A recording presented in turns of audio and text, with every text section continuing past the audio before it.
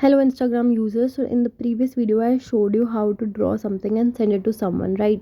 I'm just creating a drawing here. I'm using the same one which I used previously, and now I'm going to save it as an sticker in my phone right away, which I can share anytime to anyone without drawing it. If I like some drawing, I can save it as a sticker. So this is the one. I holded it and there is an option of save and sticker.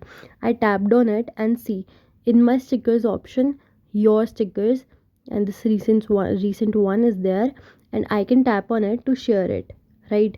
So that this is quite interesting to do, that without drawing it again and again, you can save the sticker and also delete it also.